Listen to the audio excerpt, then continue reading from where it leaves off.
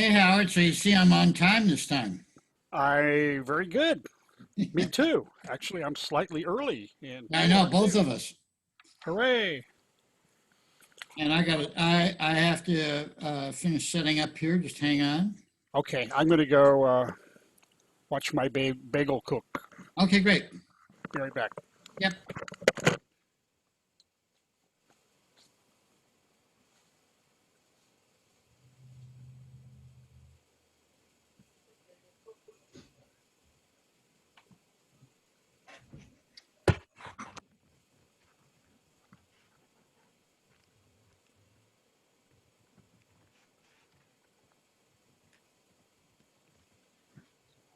Hey, Bob. Hello, John. I'm setting up here, but I'm on time and I'm here. Okay, there you go. Yep. Oh, I'm eating my soup while you're getting set up. Yeah, that sounds good.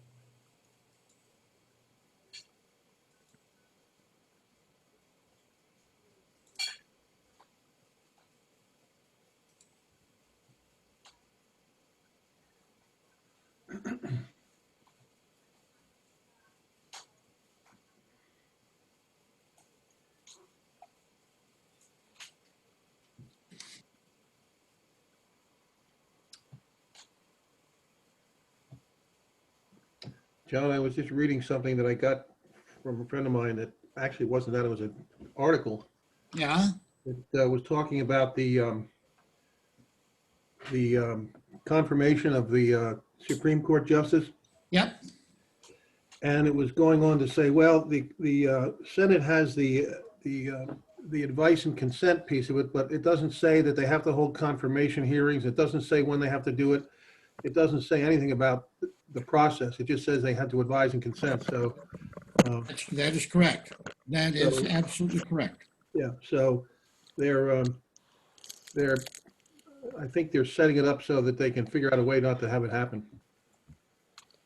Well, they may, the Democrats may be trying, but it's, I'm pretty confident it's going to happen. I think so too, unless they don't have enough votes. But they seem to think that they do, so. I think they've only got one margin for error, though. If they lose one, they're not going to have it. But McConnell, he'll work on it. Yeah, right. She seems like a pretty good candidate, doesn't she? Yes, she does, from the things that she said and the way that the Democrats are attacking her, saying, she's saying, okay, well, she actually wrote a thing saying that she didn't think that Roberts was right to turn it around and change the congressional intent and say it was a tax and therefore make it constitutional. Right. And they're turning that around to mean she just can't wait to strike down Obamacare. That's what they're saying, which is not, it just doesn't follow one to the next. So what if she is? Well, they don't like it because Well, the Democrats don't like it anyway. I mean, they don't like anything. yeah, right, exactly. Exactly. That's my point. So it shouldn't stop the Republicans from confirming her. Right, right. Actually, I'm going to, I got a whole bunch of people here to get on. Just hang on a second here.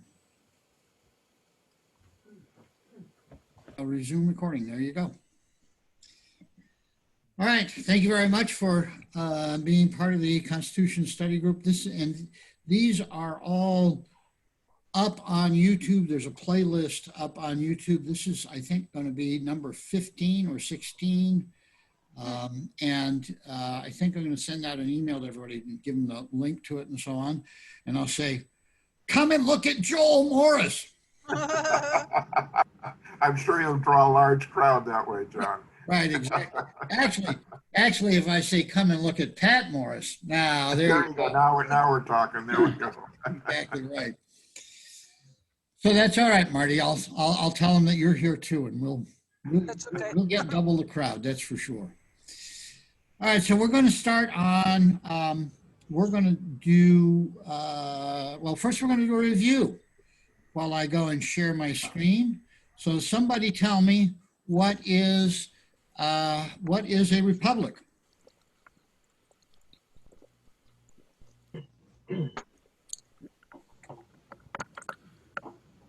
Anybody? Okay. It takes the three natural forms of government, which are aristocracy, monarchy, and aristocrat, and it combines those things together and creates an unnatural form of government, which is a republic. Because you have to keep creating it. You can't just let it go. But that's what makes a republic.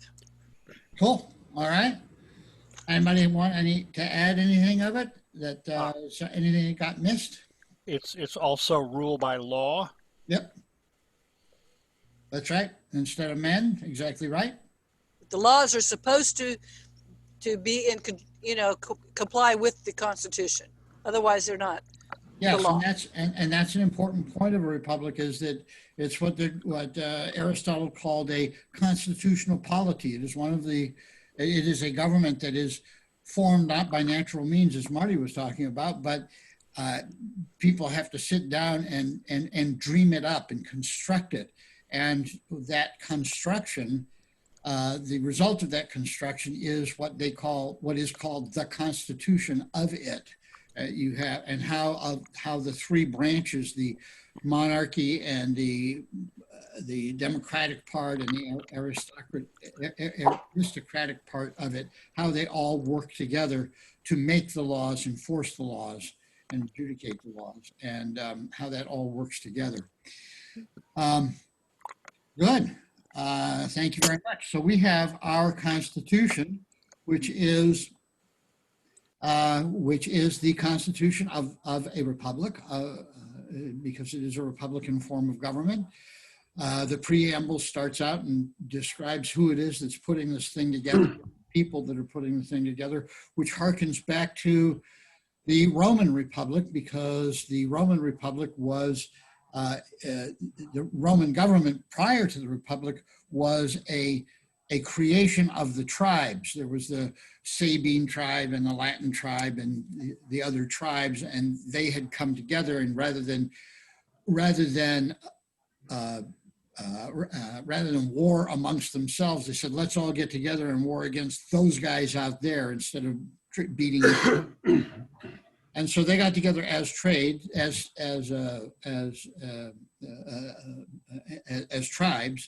and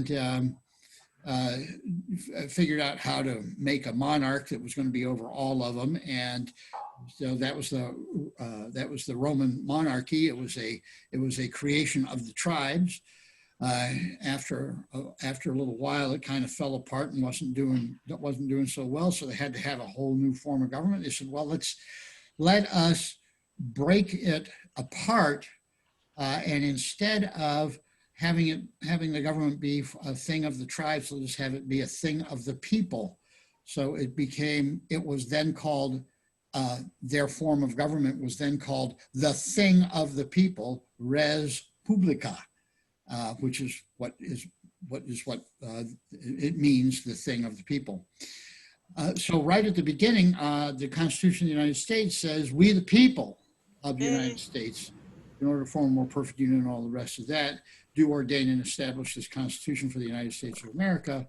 They are saying that it's the people that are doing it. It's not the states. The people are the ultimate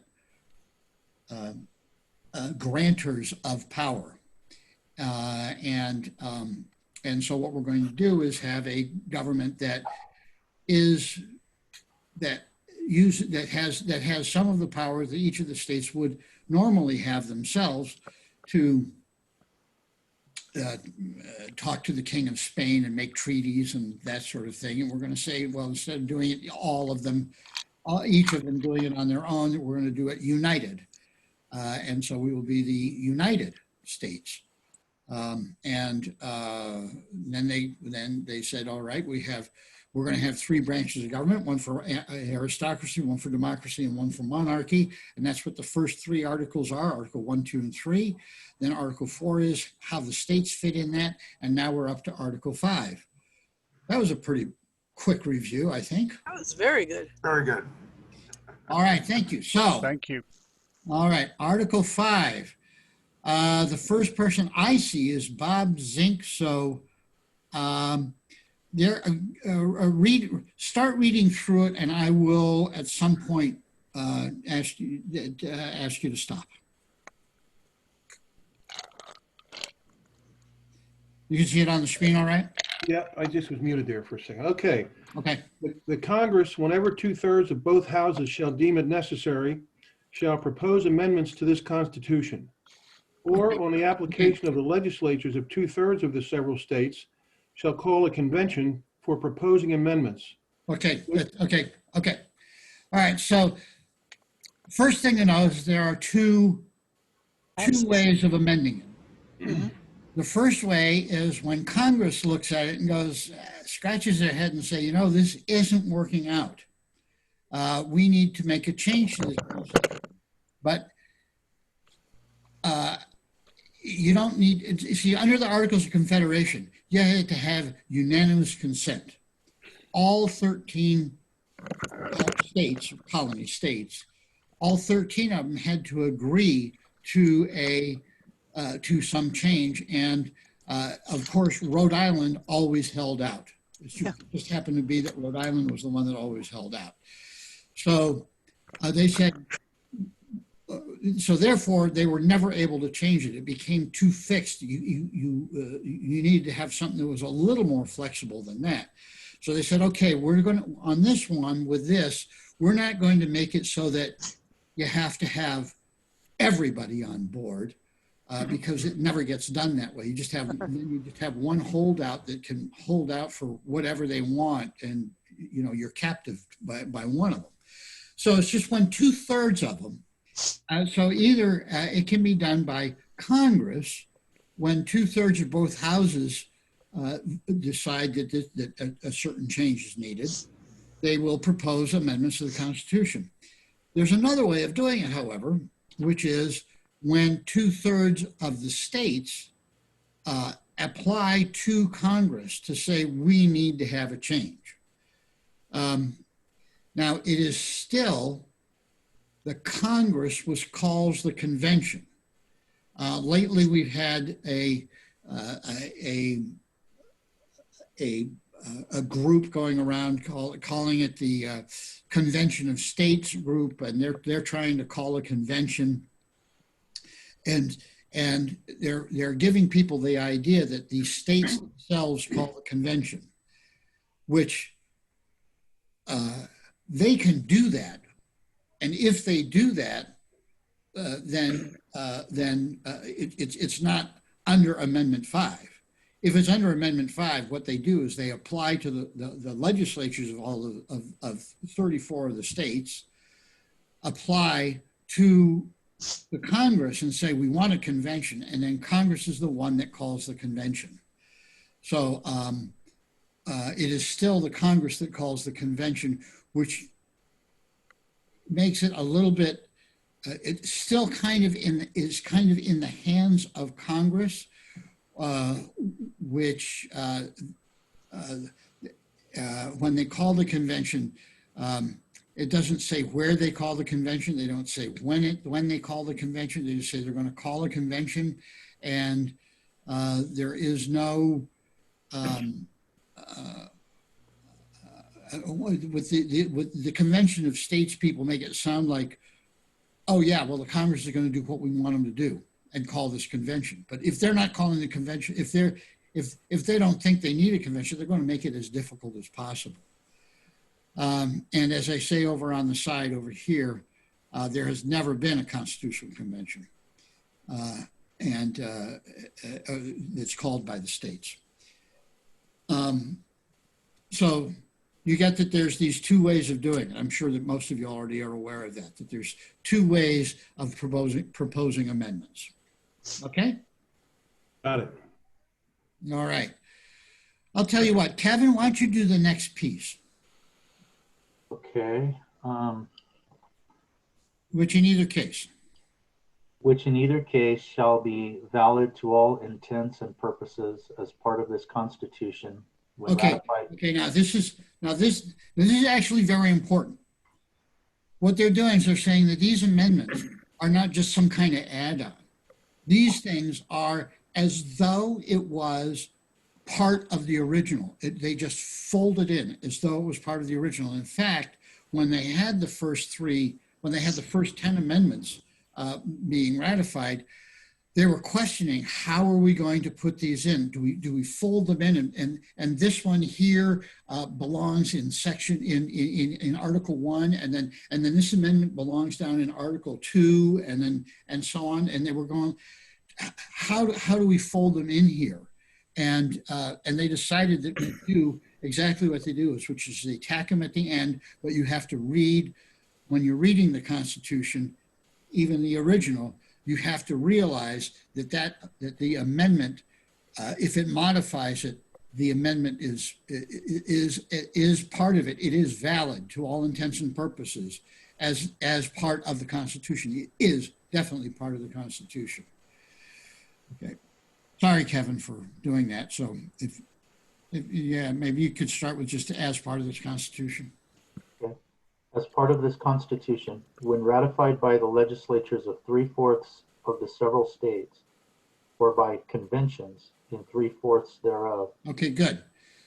So it's either the legislature of the states is going to determine whether or not this amendment is valid or not, or it's going to be the people themselves, a convention of the people themselves, not part of the legislature.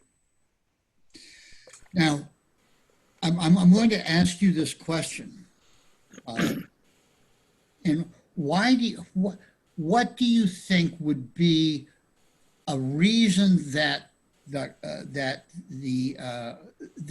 we would want to have it ratified by 3/4 of the legislatures as opposed to 3/4 of convention? When would you want it to be 3/4 of the in conventions or by the legislatures?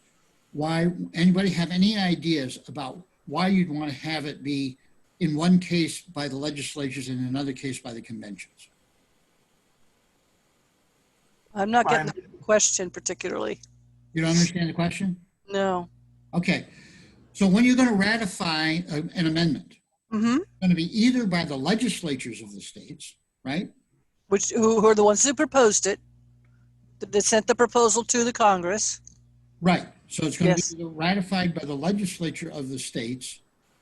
Well, if they did that, but it might also just be the Congress whenever 2/3 of each house shall deem it necessary. So it might just have been a Congress that said it. So it's going to go to the states to be ratified. Oh, right. In some cases, it's going to be to the states, and they're going to say the legislatures can ratify this. And in other cases, they're going to say, no, you got to have it. You got to submit it to the people. Who I is see. they that's going to say that? I'm Who is it sorry? that's going- Who is it that's going to determine that? Yeah, Congress. unfortunately, I cut you off slightly too soon because it's as the one or the other mode may be proposed by Congress. In other words, it's Congress that decides it. Congress, when they send it out to the states, Right. or the convention. So 3/4 of the Congress has to say, we're going to do this, and then it has to go to the states, and 3/4 of the states, I'm sorry, 2/3 of the House of the Congress says, okay, we're going to do this. And then 3/4 of the states, several states, have to go either by convention or by people. Right. I'm sorry, legislature or by people. Exactly right. Right. And my question is, what would be the determining factor you think? I mean, what would be, I mean, we're looking at what problem are they trying to solve? Why is it sometimes it's the legislature that decides and sometimes it's the people themselves that decide? Mm. My initial thought would be a concern of, some kind of cabal where the Congress is concerned that the legislatures are in cahoots with each other and they want to take it directly to the people, or vice versa, that the people are not informed and they think it's more of a states matter with more sophisticated people. But it would just give them options depending on the lay of the land at the time this amendment's going to get ratified. Okay, good. Anybody have any other ideas? I have a question, actually. Okay, We are talking about 3/4 of the states calling for a constitutional convention. 2/3 of the states call for a convention. Oh, And I then- see. Yes. And then the convention then proposes amendments, and then 3/4 of the states have to agree to that. To the amendment or the constitutional convention. No, to the amendment. Right. So to ratify an amendment, 3/4 of the state legislatures have to agree. Yes. Well, legislatures or conventions, depending upon which mode is proposed by Congress. Well, the state legislatures would pass resolutions that they want to have a constitutional convention. Yes, that's calling the convention. But now we're after the convention. We now have an amendment. The amendment either came from Congress because 2/3 of both houses proposed it, or it's come out of a convention because 2/3 of the states have asked for a convention, and a convention was in. But now you have an amendment. Now you have an amendment that's sitting out here that's going to be that whatever it is. So you have an amendment that's sitting here. 3/4 of the states have to agree to that. And the agreement is either by the legislature or by a convention of people in the state. Okay, this is still. Question is, why would you do one or the other, right? That's the question. That's the question. Why would you do one or the other? But Because- first I want to make sure that Howard's question is answered. There have been calls for constitutional conventions over several different issues. Absolutely. I think one of them was a balanced budget amendment. I think another was the equal rights amendment. What are some of the others? Well, the very first one was TONA, the titles of nobility. That was in the early 1800s. Because in the Constitution, you may remember back in Article I, it talks about there shall be no titles of nobility, but it doesn't talk there about any if a person takes a title of a nobility from somebody else, there's no penalty for it or anything. So what TONA did, what the titles of nobility amendment was for attached penalties to a person if they took a title of nobility from, the French king or whatever it was, that he would lose citizenship as in the United States, and that got almost 3/4 of the states to agree to it, and then the war of 1812 broke out, and it sort of got forgotten. And there are those that argue that it actually was ratified, but we're not going to go there. But anyway, yes, Howard. Over the years, there have been a number of amendments proposed, and there have been a number of them sent out to the states. And there have been, 27 times they've been passed, and however many countless others they have not been ratified. Okay, that's a little better. Okay. All You right. have to answer the question, John. We don't seem to know. Okay, well, no, Joel, I thought had a pretty good answer. Yep. I just wanted to know if anybody else had any other thoughts on it. Well, if you call a constitutional convention, if the Congress allows such a thing, then it could be a runaway convention, just as the original con was a runaway convention. They totally revised the forms of government. Instead of each state an independent nation, now they have a republic with checks and balances. A constitutional convention today could do that also, be a runaway convention, and just toss out the Constitution and amendments as we have them, and come up with some wild, bizarre, statist mess. Yeah, and what you're referring to, I imagine, was the New States of America proposal, which has been around since 1976. It does throw out the entire Constitution and replaces it with this other thing, which is, 3/4 of the states would probably not agree to it. But they could, but runaway convention is actually a kind of another subject, because it can very well be argued that the original Constitutional Convention, this one was not a runaway convention, because I've seen the actual commissions that were given to the people to go to the Constitutional Convention, and what their commission was.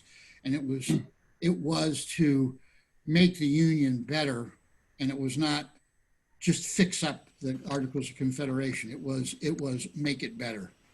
So it could be argued that it was not a runaway convention. However, that's not what we're going to do here. Yeah, yeah. Okay, so the question was, when you send a proposal out to, when you send a proposed amendments out to the states, why do sometimes you want to have a convention of people do it, and why sometimes do you want to have the legislatures do it? And Joel had a thought. I'm just checking if anybody else has another thought.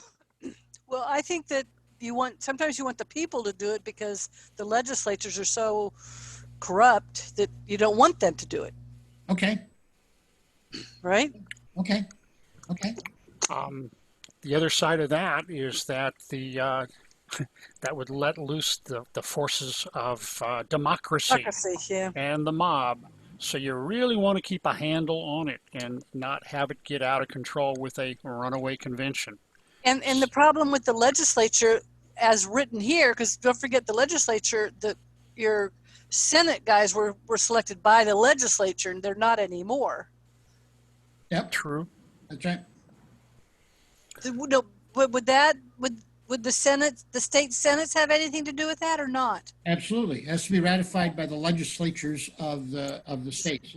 Yeah, so now we're not dealing with what it was originally set up by. Oh, no. We're talking about the state, the States. state legislature. The state legislature is So still. it's just the legislature, not the Senate. Well, it's the legislature of the state. So it's the Senate and Congress, or Senate and Assembly, House of Burgesses, or. So then those guys in the Assembly would select their senators. So there's a chance of corruption there. So that's why you want to allow the people to have a say. Wait. This doesn't have anything to do with the selection of senators. This has to do with ratifying a proposed amendment. Right, but those people that were selected, that's okay. Marty, each state has an upper house and a lower house, which is, Correct. Most of them do, some don't. yes, Nebraska doesn't. Right. And one other, Rhode Island? No, anyway. Actually, no, I think you're right. I think Hampshire. it's only Nebraska. Okay.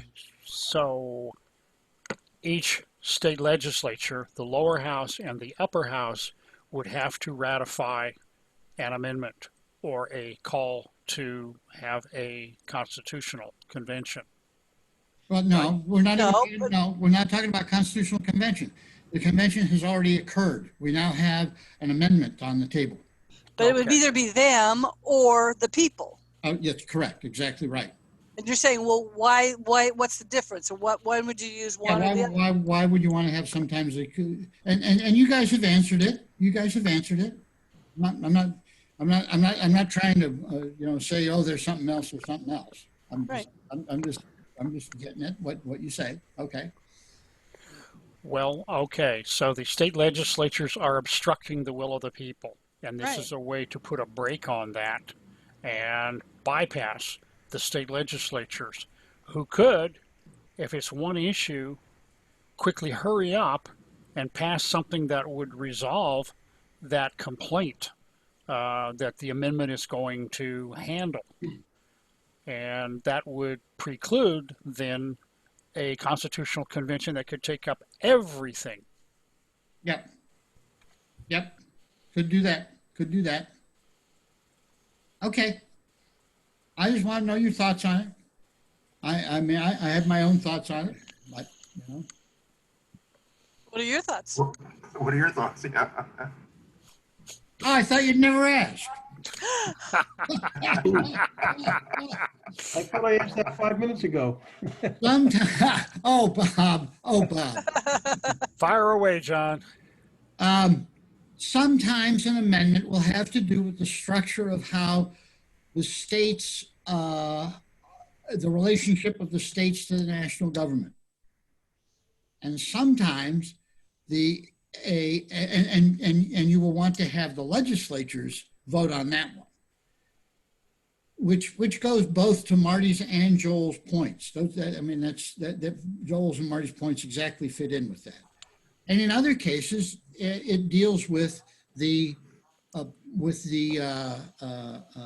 life of the people, and the life of the people is not going. You don't want to have the legislature in there in between the people and the national government, because this amendment is going to affect directly the life of the people, and it's talking about that. And when we get to some of the amendments, you'll see that some of them say this is to be ratified by the legislatures, and on others of them it says this is going to be ratified by conventions. And we'll take a look at those as they come along. Can you define conventions? Convention means a group of people getting together that are called the legislature. The legislature of the state would undoubtedly set up the convention somehow, but you would have. I mean, it's just like say we have a national, a Democratic convention or a Republican convention, where people who are part of that group go and all meet together and vote on things and decide things and stuff like that. And they are you don't have to have all the people of the state be involved in it, but maybe the legislature will say, well, select 10 people from every county or something like that, and in the county they vote for the 10 people they want to have go to the convention, or I mean, that's just an example. I don't know that. So it's an arbitrary thing then? It could differ every time? It could be different every time. Okay. It could be different every time. And I'm actually not up on how conventions have been held that much in the past. Although, like for instance, in the original Constitutional Convention, 1787, I do know that there was a call, and the states believed that there was a problem with it. And so what they did is the legislature wrote commissions to a number of people and said, you guys are good guys, you're smart guys, you know about this kind of stuff. We want you to go to Philadelphia and meet with the other guys and protect our interests and figure out a way out of this. And so they gave them a commission to go and do that. Some states had many more commissioners, as they were called, and some states had less. So it was up to each state how many people they wanted to send. But they had a convention, and that I believe that's the way that it would happen within each of the several states. Somehow they've worked it all out. Every time they've needed a convention, they're able to make a convention. All right, we're good for that so far? Are we good for that? Anybody, any questions, or have we beat it completely to death? I'm okay. All right, Joel is nodding, saying, get us out of here. Okay. So I think, Marty, are you up? Are you the next one to read, I think? That's fine. From starting from provided there. Okay. Provided that no amendment which may be made prior to the year 1808 shall in any manner affect the first and fourth clauses in the 9th section of the first article. Oh, Whoa. Whoa. Whoa. The first and fourth clauses of the 9th section of the first article, the first and fourth. We're dealing article. with the legislature. Well, just hang on. I wonder why some people don't want to study the Constitution. Right? All right. The 9th article. 9th section of the first article. 9th section of the first article.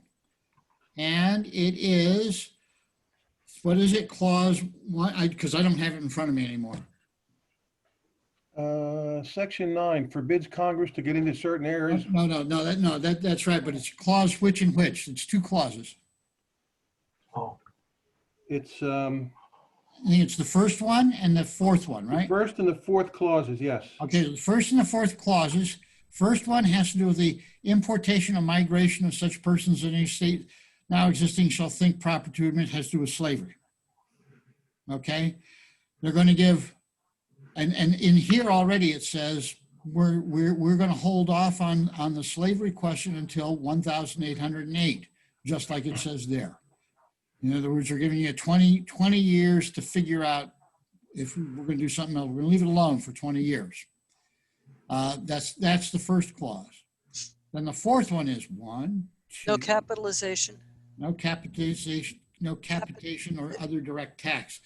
And that's the same one where it talks about, that's from Article 1, Section 2, where it talks about representation and direct taxes shall be apportioned among the people based on the number of people, blah, blah, blah, blah, blah, all that. So we're this thing with direct taxes and this thing with slavery, we're going to do 20 years to let things settle, kind of sort out and figure out what we're doing with that, but we're not going to touch them for 20 years. So that was that's what they call a Cop-out. well, there's a certain amount of that, but it's also a transition kind of a transition clause where That's the politically correct way to say it, right? yeah. And there is another provision that no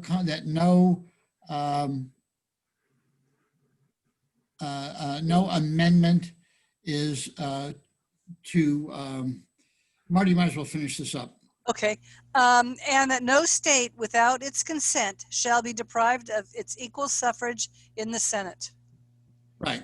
So every state has 2 senators. Right. That's and they were going to continue doing that. So that's how you amend it.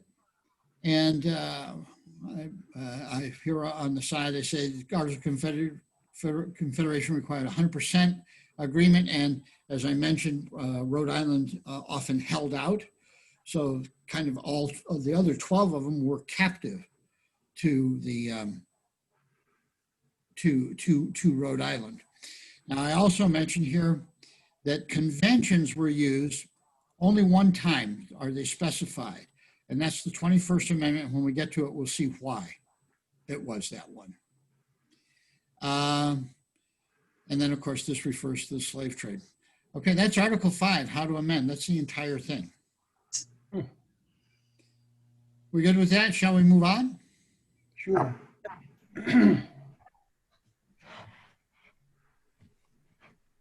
All right, Article 6 has to do with the supremacy of the United States. Okay, here's how they are. I think I show on my list that Joel will be next to read. Does that sound right? Fine. Article 6, all debts contracted and engagements entered into before the adoption of this Constitution shall be as valid against the United States under this Constitution as under the Confederation. Good. So that means we're going to make sure that we have that our credit is good.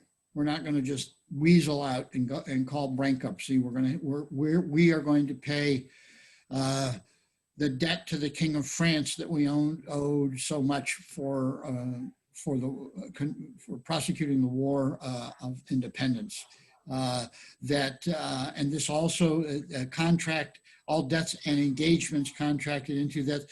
One of those engagements, one of the big ones, was that under the Articles of Confederation, the states that had lands that went all the way to the Mississippi, had all those Western lands, and they gave them to the United States for the United States to sell, raise money to pay off the debts. And so that was going to continue under this Constitution as they did under the Confederation, so that they would continue doing that. All right, Howard, I have you next. This Constitution.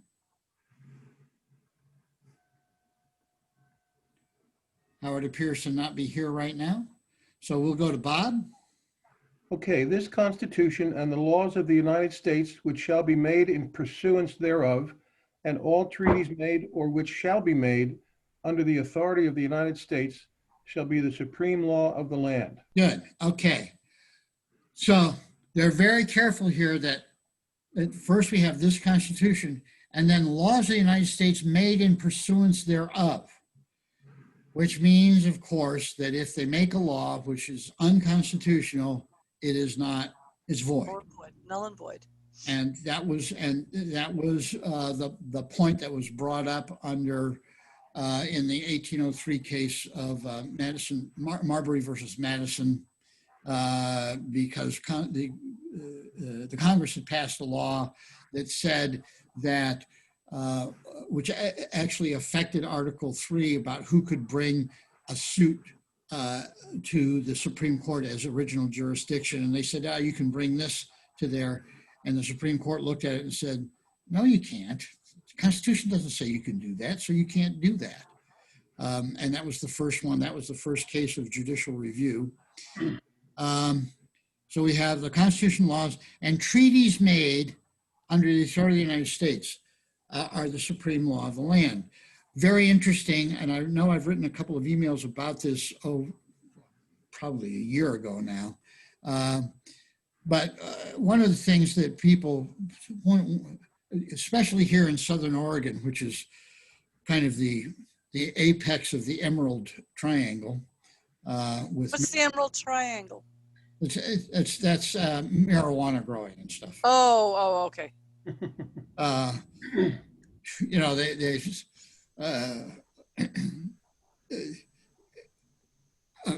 marijuana from this area it goes at a premium in New York and Paris and stuff like that. Okay. We've gotten reports back about that from DEA and so on. You got the best, huh? Huh? You've got the best marijuana out there. That's what you're saying, huh? That's what they say. That's what they say. Which is why I'm real glad sometimes when we get a lot of rain, it all gets mold and it cuts down. Anyway, never mind. I'm going to have to scrub that out, I think, of this video.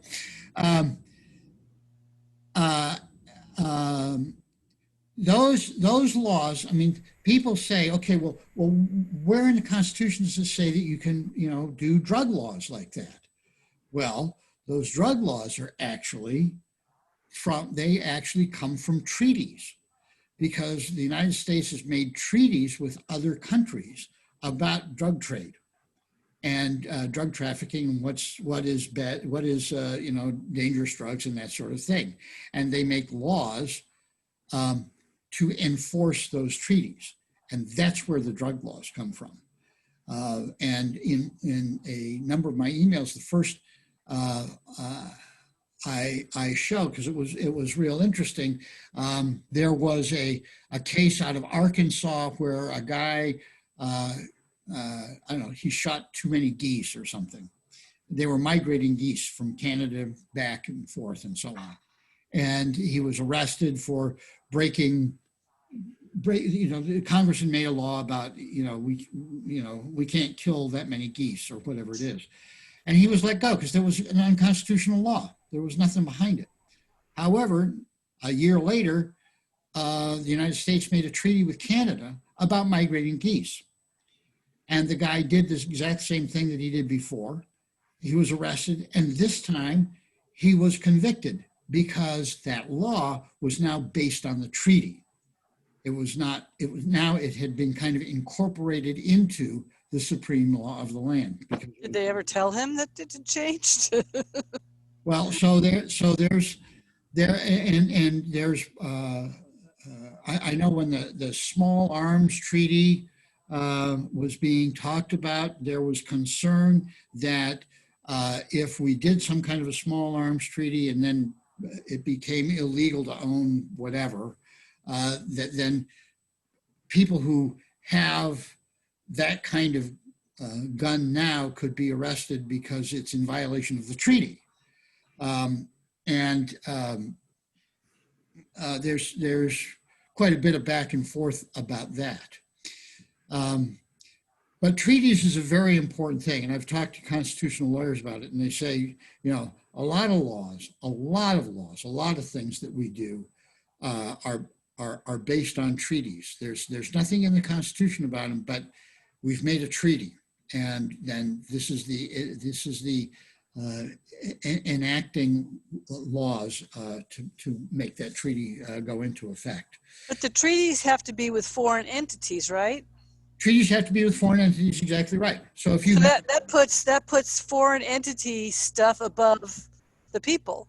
What that does is that put treaties. No, it's our treaties, but our treaties have to be, well, first the president is makes the treaty, but then it has to be ratified by the Senate. And so that's supposed to be, or tries to be, or is the stopgap, making sure that the people are represented in this thing. And the people wouldn't be if it was the Senate, because that's the states. Yes, you're right. So it'd have to be the House. Well, but it is. But it's not. But in the Constitution, it is the Senate. So there's at least some kind of states. There's some kind of, we have some kind of say in it. That's what they're trying to say. Okay. So, good or bad, I mean, this is what it is. Right. And it is amendable. That's what we just talked about, Article V. And to finish it up, Bob, were you reading? I don't know who was reading. No, I wasn't reading. I think it was Joel. Joel, were you reading? No. All right. I wish. Let Howard finish it up then. Is Howard still? Is Howard? He's back now.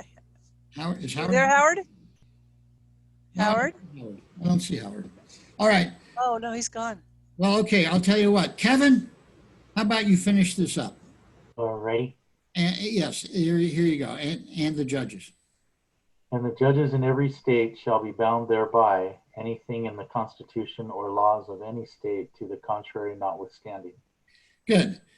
So even if the state of Arkansas says you can shoot as many geese as you want, but there's a treaty with Canada that says you won't, and there's a treaty and there's a law, a United States law made in pursuance of that treaty, then that overrides the Arkansas law. Make sense? Yep. All right. Howard is coming back. Still, I think that's a pretty stupid law because the geese are above you in your state. Okay. Anyway.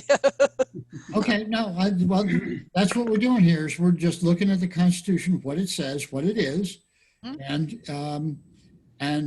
there's going to come a time, our very last meeting that we have after we've gone through everything, is I'm going to hold a free-for-all of what kind of amendments do you think should be?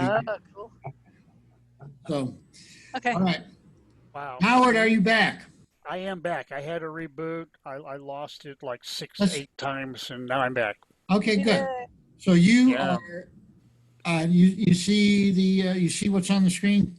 Yeah, the senators and representatives, The senators for and it. representatives, exactly right. before mentioned, and the members of the several state legislatures, and all executive and judicial officers, both of the United States and of the several states, shall be bound by oath or affirmation to support this Constitution. Okay, good. Okay, that's good. That's good.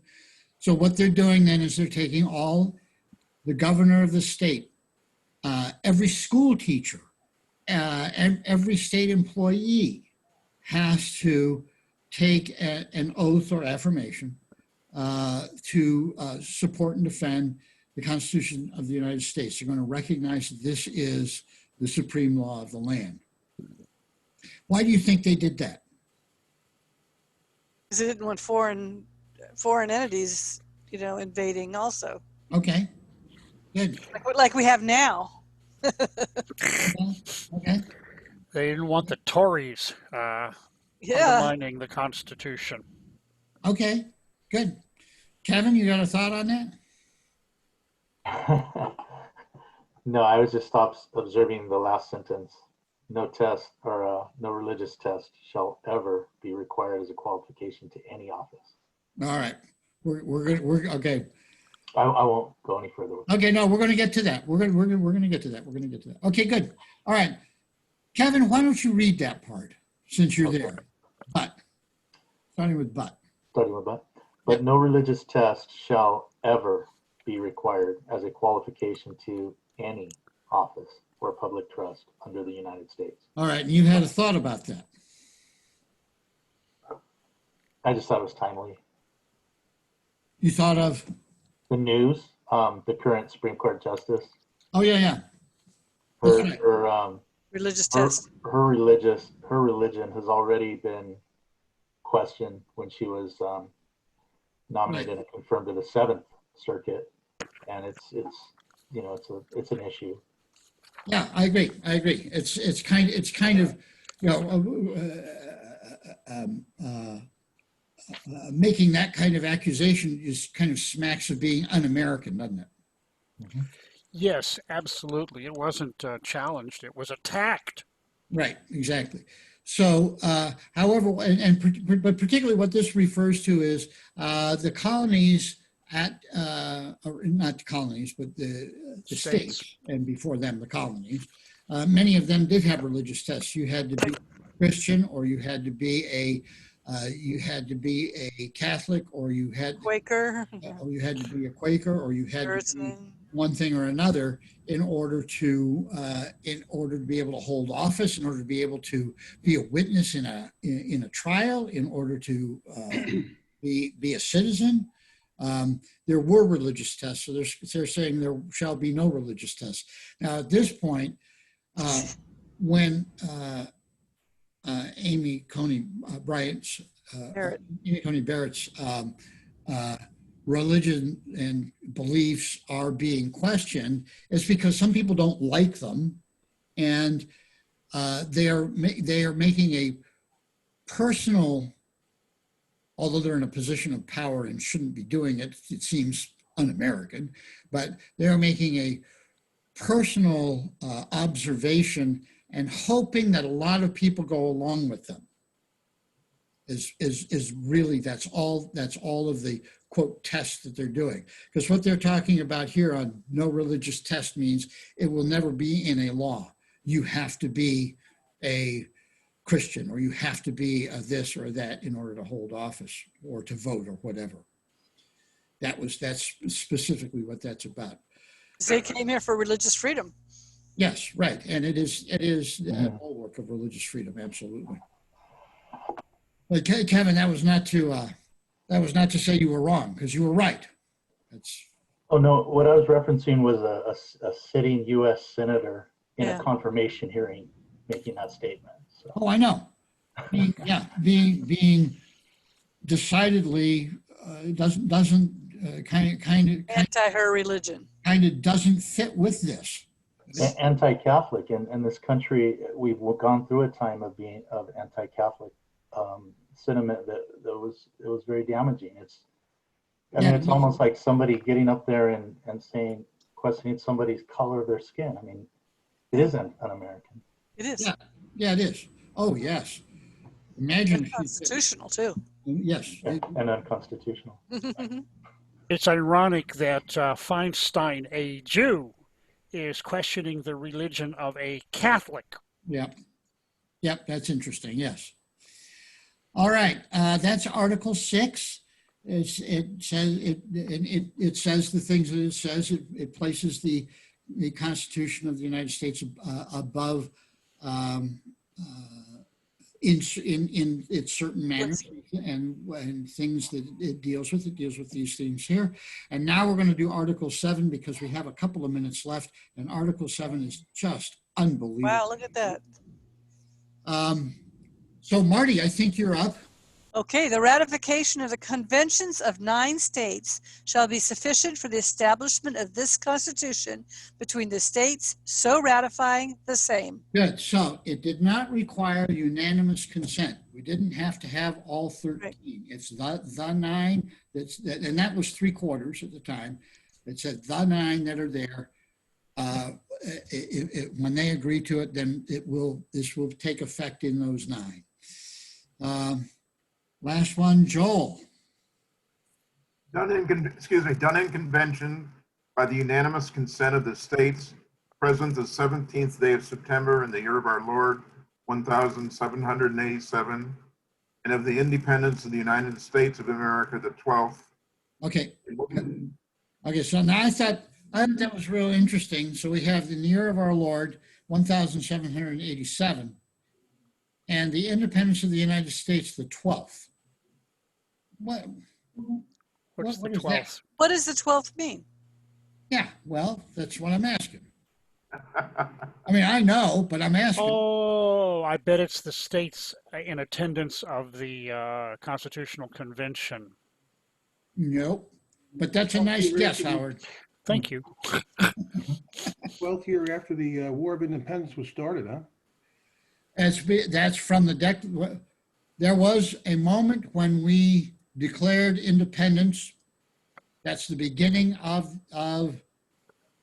us. The Declaration of Independence? As the Declaration of Independence, 1776. Mm-hmm. So let's see, we go 1776. 12 years. And we add 12 years to that. And that is exactly the way that they have always timed things. Like you go back to the Persians, and it's in the 15th year of Darius II was when a certain act occurred.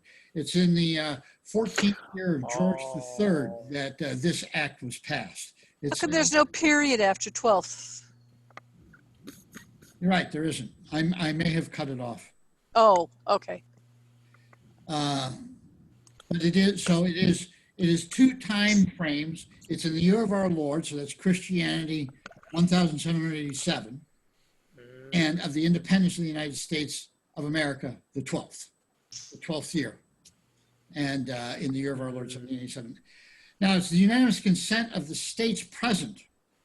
So we're going to count up the states, and we're going to see which state was missing, because they wouldn't have said they would have said, we were all here, but they didn't. They said of those. Rhode Island. Right. So who gets to do the very last line of the Constitution? Me. Okay, do it. In witness whereof we have hereunto. I'm going to start over. In witness whereof we have hereunto subscribed our names, G. Washington, President and Deputy from Virginia. Good. So he's the start of it. And then we have all these other people that signed as well. So I want somebody to keep track of them here. Okay, we have New Hampshire. All right, that's 1. Massachusetts, that's 2. Connecticut, New York, New Jersey, Pennsylvania, Delaware, Maryland, Virginia, North Carolina, South Carolina, and Georgia. Who's missing? Rhode Island. That's right. That's right. Rhode Island was, anyway. There you go. They were nicknamed Rogue Island. Oh, I never heard that, but that sounds good. Yeah. Okay. Well, they didn't ratify till 1790. They were the very last state. Okay. I know that there was, I'm thinking of the Articles of Confederation. The Articles of Confederation took a long time to ratify as well. But that was because there was an argument between Virginia and Maryland, as I recall. At any rate, congratulations. You have read through and completed the entire original U.S. Constitution. When we come back next week, we will start with the amendment. Bill of Rights. Woo. All right. This is very cool. I want to thank you, John. I have Absolutely. grasped much better the Constitution of the United States. I have read it maybe 3 times. I think I read it once in school. I read it another time in a book, a history book. Well, good. Yeah, there's some intricacies that I had missed out on in earlier studies. So thank you. This is awesome. I mean, it isn't hard to understand the Constitution. It's No. understandable. Woo-hoo. Just make sure you get the words and you know what they were referring to. That's right.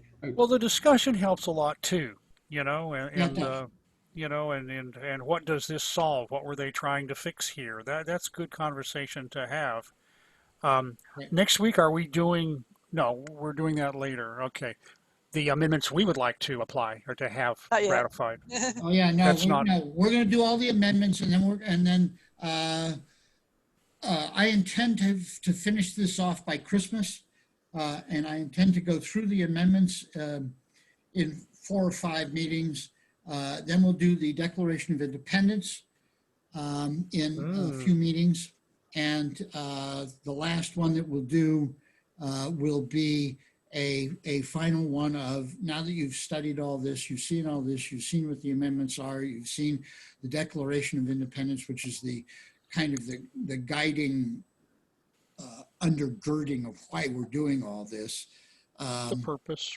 The purpose of it, exactly. Then what kind of amendments would you suggest? And I will also give you, because I've done this a few times with other people, and there have been some really interesting ones that I like, and I'll give you some that I've heard myself, and we'll take all of yours and we'll write to Congress and say, hey, come on, 2/3 of you, let's do it. Sounds good. All right. Yes, thank you, John. This has been tremendous. And I look forward to the rest of it as well. Me too. Good. Yep. All right. All right. All right. Thank you, guys. I'm going to shut down this meeting. How's that sound? Well, okay, but thank you again. Again, thank you. You're very welcome. It's been my pleasure, and it will continue to be my pleasure. I'll see you all next week. Okay, bet. John. Well, Have a good Bye-bye. Bye. Bye.